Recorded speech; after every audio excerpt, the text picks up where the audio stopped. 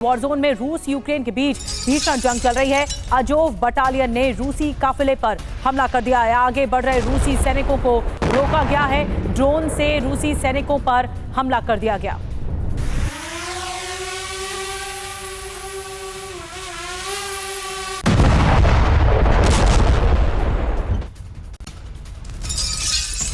Ukraine के Donetsk में रूसी सेना पर हमला। यूक्रेनी ड्रोन ब्रिगेड का रूसी टैंक बख्तरबंद वाहन पर अटैक।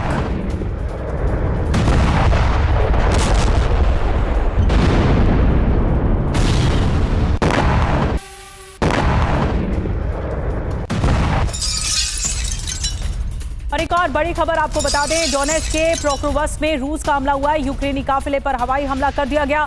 25 से ज्यादा यूक्रेनी वाहन तबाह हो गए।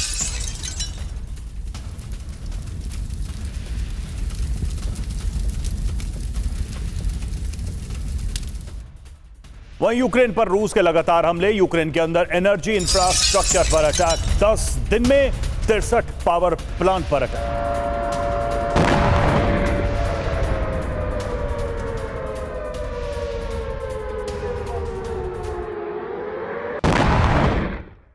और आपको बता दें, यूक्रेन जंग का ये सबसे नया चैप्टर है और भीषण भी। टारगेट पर एनर्जी इंफ्रास्ट्रक्चर अब आ चुके हैं। आपको बता दें खबर क्या है। खबर यह है कि यूक्रेन में ऊर्जा संयंत्रों पर हमला हो रहा है। 10 दिन में 63 प्लांट पर अटैक किया गया। 40% बिजली सप्लाई पर इसका असर हुआ है।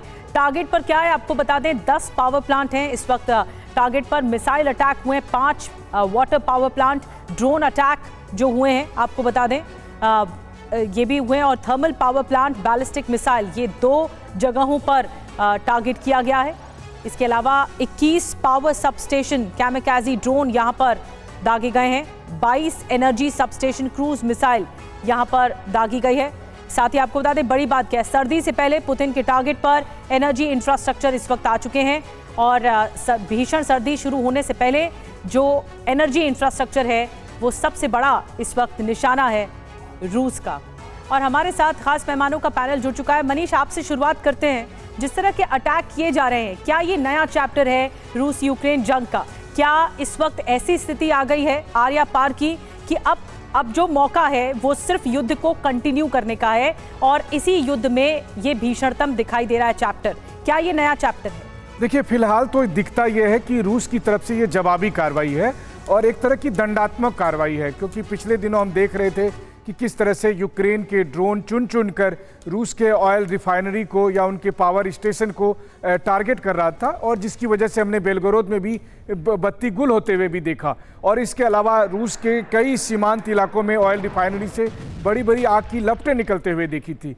तो अब रूस की तरफ से बहुत ही इंटेंसिव तरीके से अटैक किया जा रहा है, जिसमें हमने देखा कि किस तरह से 24 घंटे पहले कीव में भी पूरा शहर एक बार के लिए अंधेरे में चला गया था। तो कहने का मतलब यह है कि कोशिश की जा रही है कि ठंड जो कि अब शुरू हो गया है रूस और यूक्रेन के इलाकों में, वहां पर इस वक्त जो भी एनर्जी इंफ्रास्ट्रक्चर है उसको रूस अभी यूक्रेन में चुन चुन कर उसको डिस्ट्रॉय करना चाहता है, ताकि वहां पर सरकार के ऊपर जनता का दबाव बन सके, क्योंकि बहुत मुश्किल होगा फिर यूक्रेन को इस सर्दी के मौसम में किसी भी तरीके का सामना करना। वहीं दूसरी तरफ देखें तो नाटो से जो हथियार आ रहे हैं उन हथियारों को भी डिस्ट्रॉय करना रूसी सेना का मकसद है। तो ये दो एजेंडे के तहत रूसी सेना यूक्रेन के अलग अलग इलाकों पर अभी अटैक कर रही है।